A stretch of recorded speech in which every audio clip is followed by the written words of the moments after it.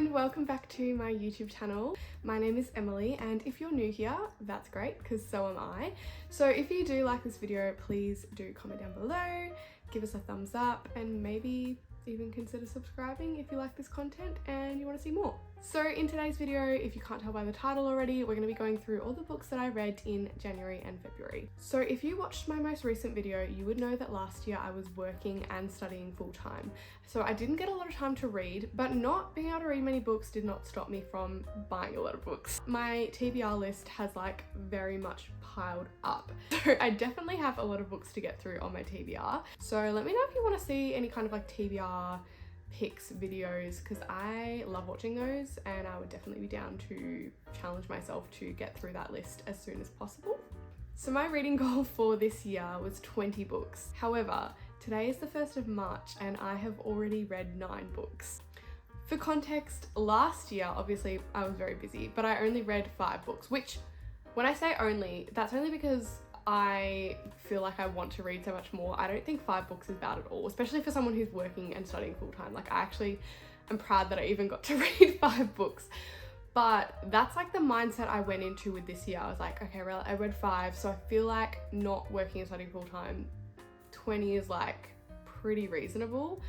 But yeah, I've already read 9, so I think I'm probably hopefully gonna smash that goal. Now, most of the books I did read either on my Kindle or listen to the audiobook, but I do have a few physical copies that we will go through as well. So the first book I started last year, but I did finish it this year. It's Reminders of Him by Colleen Hoover. Now, I know Colleen Hoover, I think, has a bit of controversy around her books. I've only read a few of her books, this being one of them, and I actually really love this book. I rated it 4 stars. I think I honestly would probably lift it to a 4.5 because I thought the storyline was pretty unique. I think going into it, I didn't think I would enjoy this kind of story. It's about a woman who was in a really terrible accident and ended up going to prison. However, when she got to prison, she found out she was pregnant. And it's basically about her journey after leaving prison, wanting to reconnect with her daughter, but there's a lot of extraneous circumstances that make that really difficult. I just think it's really beautifully written, going through sort of the emotions that she has as a mother separated from her child who has some regrets. I did read some reviews that had some comments on some things that were maybe brushed over that shouldn't have been, and I do agree with some of those things, but overall I really love this book. I flew through it pretty quickly. So yeah, I would say 4.5 stars for that one. The next book I read, I listened to on audiobook, and it's called I Don't Need Therapy and Other Lies I've Told Myself by Toni Lodge. Really long title, but it is a memoir or autobiography, and I loved this book. I had basically no idea who she was going into it. Well, not no idea. I had like seen clips of her on Instagram. She's like a podcaster, producer, I think. She's an Australian. I didn't really know much about her. I just quite enjoy listening to memoirs, and she does narrate this one. So if you are an audiobook listener and you like listening to audiobooks narrated by the person who wrote it, I feel like you should definitely listen to this one or just read this one because the story is really, really beautiful. I had no idea what to expect. I know that she's like quite a funny person, so I thought it was kind of a bit more like lighthearted, haha funny, but it was actually quite serious, but really beautiful. I think what really stuck out to me is the way that she spoke about her mum, the way that she describes that relationship. It really stuck with me because I think it's how I feel about my mum, and she just put it into words so beautifully. I definitely recommend this book. I gave it a 5 stars. I really loved it. Definitely recommend going in and giving that one a go. Now, the next 3 books I read are the Summer I Turned Pretty books. I've only actually got 2 of them physically, but I did listen to all 3 of them on audiobook, like one after the other. So I have a lot of opinions about these ones. I know some people are really ride or die for these books, but I'm not one of those people. I feel like I might have a bit of a skewed opinion because I've seen the first 2 seasons of the show before I've read the books, and if you haven't read and watched the show, you might have no idea, but the show is absolutely nothing like the book. They could honestly be 2 completely different stories or shows or whatever, because they have almost nothing in common except for the characters. So that was definitely interesting. The first book I did really like. I rated it 4 stars. I just think it's a really wholesome story. I think it is kind of hard for me to like love it because it is a young adults book, and I feel like sometimes young adults books such as this, especially ones that have been written quite a long time ago, can be a bit like wishy-washy and not super enjoyable, or the writing's not like amazing. But I did really enjoy this story. Yeah, I liked it. 4 stars. So not a bad rating at all. The second book, however, this is where we start to go downhill. I thought the whole storyline of this book was honestly unnecessary. Like I actually felt that way about the show too. I just feel like the whole storyline of the second book, I feel like it was just written for the sake of a second book. I didn't hate it. It was a 3-star read for me, but not my favorite. And the third book, to be honest, I don't even want to talk about it. I rated it 2 stars, but I honestly feel like it's probably more like a 1 or 1.5, because if you've read it, you know. Well, maybe you don't. I guess that's a really strong opinion, but I thought the storyline was ridiculous. I just thought the storyline was ridiculous. I'm sorry if you're a lover of all 3 books, but the storyline was so ridiculous to me, and I just feel like I don't know what they're gonna do with season 3 of the show. I'm obviously gonna watch it, but I don't know what they're gonna do with it because, well, first of all, the first 2 books, the show has been nothing like them. So I know that, like, I just feel like there's no way that the 3rd season of the show is gonna be anything like the 3rd book, which is probably a good thing. It's probably gonna be better because I don't know how it could get worse. Anyways, moving on. The next book that I read, I also started last year, and for some reason I had a big break. I read probably the first third of this book, and then I had a really big break, and then I read the rest of it this year. And that book is Daisy Hates. I really love this book. I love this series. Now, Daisy Hates and Magnolia Parks, I think I rated both of them a 4 stars. I really, really like this series. Obviously, I'm only 2 books into the series, so none of them have been 5 stars for me yet, just because I don't know, there's just been a few things that have annoyed me in the storyline, but I kind of almost think that's part of being invested in the book. So maybe it's a little bit harsh, but I do love these books. I think that the characters are they can be so infuriating, but you're so invested in the story. I don't know, I haven't heard anyone talk about this book this way, but I feel like this is one of those stories where you kind of hate every character, but you just like can't put it down.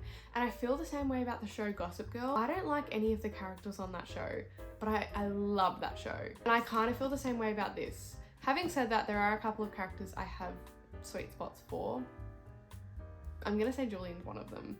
But if you have read either Magnolia Parks or Daisy Hates, let me know down below who you have a sweet spot for. And also let me know which like storyline is your favorite, whether it's Magnolia Parks or Daisy Hates, and let me know why, because I've heard that it's like a thing that you either like one or the other. I think for me, I'm definitely more of a Daisy girl than I am a Magnolia girl. Like, I just find her story a bit more thrilling because of the context of like the people that she's involved with and the risk of it. I love the high risk in this book. So yeah, let me know what your favorite is down below. But I can't wait to continue the series. I already have the 3rd one, and I have a few other books I need to read in between for like book club and stuff, but I am very excited to read the next Magnolia Parks book. Now, the next book I listened to was another memoir. I'm in my memoir era, I think, at the moment, because I'm like a bit obsessed with listening to audiobooks I'm a little bit obsessed at the moment with listening to books that are narrated by the author. So the next book I read was Friends, Lovers and the Big Terrible Thing by Matthew Perry. Now, this was a very sad read. I think it was really hard to listen to because obviously he's passed away. Rest in peace, Matthew Perry. But I think just like listening to his struggle, and especially the way, if you know, you know, but the way he starts the book, he basically like makes this comment about consider this a message from beyond the grave, which is crazy because it obviously kind of is now. So that was like quite confronting to listen to. Definitely look up some trigger warnings because like there is a lot of talk about addiction and things like that in this book. I also think it's really important for people that have struggled with similar things to Matthew to listen to this. That's kind of the purpose he had for writing this book. So yeah, I really liked it. I rated it 4 stars. I think there was definitely parts where like I got a little bit lost because it kind of jumps back and forth a bit in timelines, which listening to the audiobook is a little bit confusing. I don't know if it's the same in the physical book, it might not be. So that was just me, but I really enjoyed it. It was really interesting listen and very sad. The next book that I read was not a memoir, but it is like a non-fiction written by Lauren Graham. It's her book, Have I Told You This Already? Stories I Don't Want to Forget to Remember. Another really long title. Now, if there is one thing you should know about me, it is that I am a Gilmore Girls stan. Not a fan, not someone who enjoys it. I am obsessed with Gilmore Girls. What are you doing? Living at your grandparents' place? Being in the DAR? No, Yale. Why did you drop out of Yale? I'm one of those people that has this show like on rotation. Like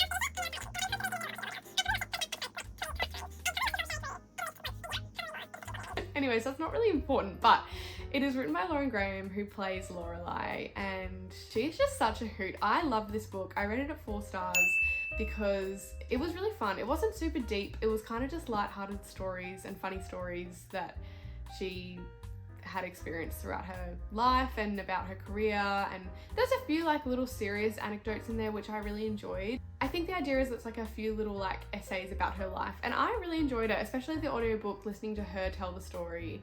Again, I'm a little bit obsessed with that vibe at the moment, but yeah, I really liked it. I definitely recommend. I really want to read her first book. I have it on hold at the library, the audiobook on Libby, so hopefully I can listen to that soon and maybe that'll be in one of my future reviews. I feel like I've been sliding down in this chair this whole video, so I'm really sorry if I've just gotten like lower and lower.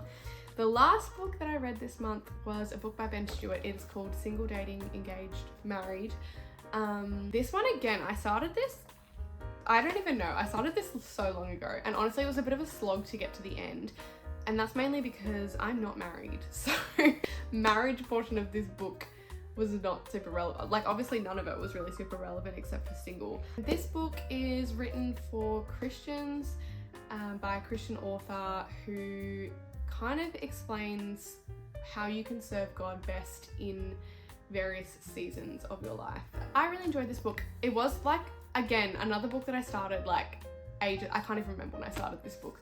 It was very much a slog to get to the end, and that's mainly because the last chapter was like extra irrelevant, not irrelevant, but like not very applicable to me because I'm not married, obviously. I think after the single part it was a little bit harder to get through, but I think it's really helpful, especially for Christians, just to like be kingdom minded in all seasons of life. And if you are looking to date and get married eventually, then this is a really good book to look at what that looks like and the challenges that you might face in that, and how you can be serving God best in each of those seasons, what that looks like independently, what that looks like as a team, and how it looks to serve someone else within a relationship whilst also honoring God. I don't know, I think there was a lot of really great things in this book. I actually read this off a recommendation from Sadie Robertson. Her and her husband both read this when I think at like all the stages. I think they read this when they were single, and then when they were dating each other they read it together. And yeah, they recommend reading this. So I definitely think this might be something I read again in the future if I end up in any of these situations. Yeah, no, I really enjoyed it, and I rated it 4-star, mainly because it was a bit of a slog to get through the last part. So that's all my reads for January and February. Hopefully you like this video. I feel like I'm not very good at explaining the books. I kind of realized that I maybe brushed over that, but I also hate when people give spoilers to these kind of things, so I'm learning, okay? If you do want to see more bookish content, please let me know, because I personally am obsessed with watching bookish videos. It's basically all I watch, so I'm definitely happy to make more content like this. I would definitely love to do like reading challenges or TBR picks, whether you guys pick my TBR or a TBR jar. I feel like book videos are just like, there's endless options, which is awesome. I will see you guys in my next video. Once again, I am a new YouTube channel, so please, if you want to show me some love, comment down below, give me a like and subscribe. Thanks for watching. I'll see you guys next time.